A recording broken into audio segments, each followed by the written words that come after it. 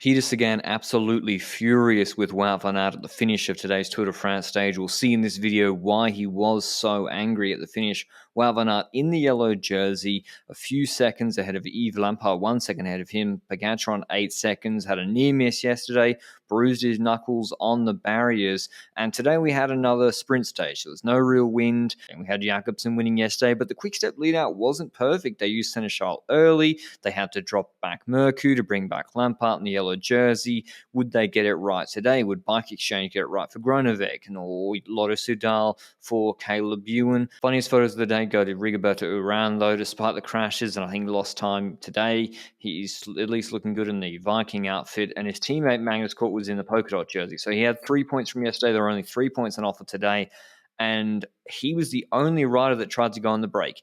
Grand Depart, weekend stage, global TV audience now, sponsors, exposure from sort of breakaways that have little chance of succeeding, probably a bit overrated. But I mean, here for the effort to get in for someone like on Astana or something seems worth it. Same teams pacing again. Amaury for Quickstep for Jakobsen, Bike Exchange for Groenewegen, Alpecin helping for Jasper Philipsen, and the crowds were absolutely crazy, like 10 deep all around the course. But there really wasn't too much action. A sole guy in the breakaway. It was only the intermediate sprint, 90Ks in with 90Ks to go, where we saw the first interesting things of the day. And once again, Christophe Laporte, you see here, he's going to do what Cavendish suggested people should do to Quickstep last year, is do your own lead out, and that causes Fabio Jakobsen to be boxed in once again. Mercu doesn't have Laporte's kick, and once Laporte has the momentum, it's too late at this point for Mercu. They get the jump, and now you see Jakobsen, he's about to sit down because he's boxed effectively for 3-4 seconds with Sagan not yielding Wout van Aert's wheel this time.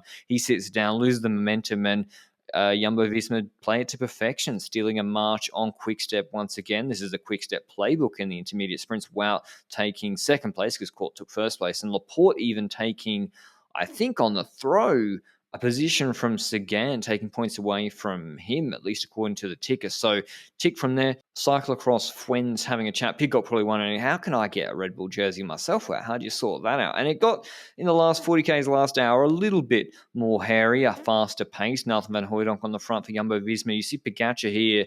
He's effectively just, he has no train of himself because his team's not good enough, and he's going to use Jumbo-Visma's train and to try and keep himself safe and just sit on their train. Niels Pollitt working for Vlasov, Castroviejo, Van Baarle, etc. Pidcock for Geraint Thomas. Danny Martinez caught up in the crash yesterday, but you see Pogačar's already being shuffled back a little bit. He's not able to keep the Jumbo-Visma wheels. He's behind his teammate, and he's sort of trying to move up through the middle of the bunch, and he lost a life yesterday. He's a cat with 9 lives, and he'd lose another life today, so he's down to 7 lives. Because yeah, Jumbo-Visma, Ineos, Quickstep, Lotto even, they kept really good front position. Haller now on the front for Bora Hansgrohe as they enter this sort of pave section through this town. It's really technical now for the next 3 or so kilometers. And here we see the ripple effect of being at the back. A bit of a congestion at the front with Jumbo and Lotto Soudal. That then means there's another that's even intensified midway down the pack where it all sandwiches in, but there's no crash there yet. This is in front of Pogačar. And now the crash is actually deeper in the field with Movistar, with I think Jorgensen going down hard, but Pogačar just escapes. He's behind the Beck's train. He slides through. It's actually Bahrain Victorious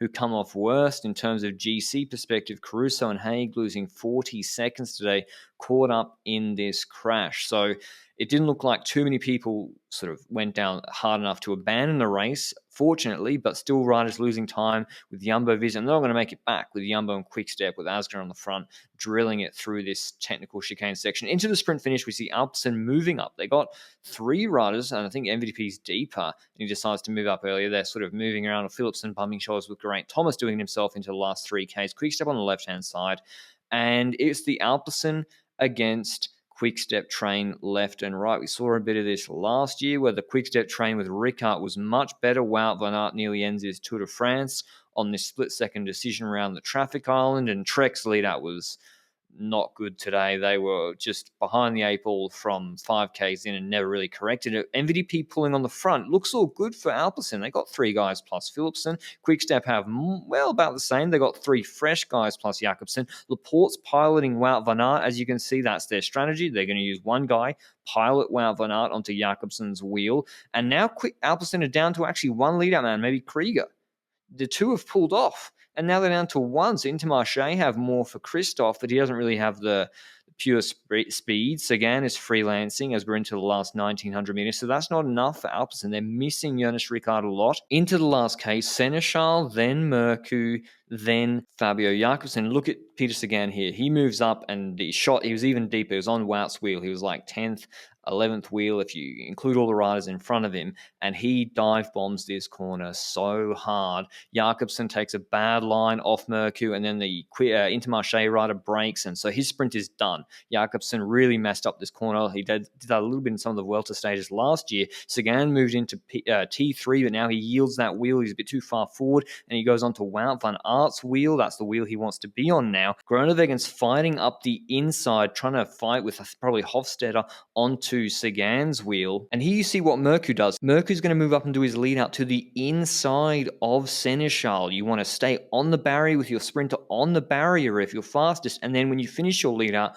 open up a little bit so your sprinter can sprint in the barrier. We saw that with Mercu perfectly with Bennett last year. And that's what he does, the experienced lead out last man, Laporte on his wheel, but Laporte makes a critical error here as Jasper Philipsen opens up from impossibly deep. Like we'll see it in the front on, insane sprint from Philipsen, just poor positioning. And we see that Laporte actually looks behind. He sees no one's coming up, maybe gets a little bit greedy, waits really, really long, and now launches to the outside of Mercu, has his wheel overlap with Mercu, and this is why Wout loses. It's this mistake from Laporte. If he goes inside with Wout on his wheel inside, then opens up, Wout wins this sprint because Sagan wouldn't be quick enough to come up past, and Ewan and Groenewegen would have been boxed in, but he goes outside. That forces him out. Wout doesn't follow his wheel because the sudden movement's so far left, and then Wout's already in the wind too early in the sprint. He's going to move from the center of this road, and yes, the barriers are going to the left a little bit, and they narrow a little bit, but he moves from the middle of the road all the way to the right-hand side, squeezing Sagan, squeezing Ewan, opening up this lane for Groenewegen through the middle. So after opening his sprint, he deviated from his lane and endangered Sagan because Sagan had to almost stop pedaling for a bit and lean on him to not go into the barriers. It's 100% a relegation in my book, and Groenewegen wins the stage. So the man who one to watch for the future sprint stages, Philipsen, like he came from so deep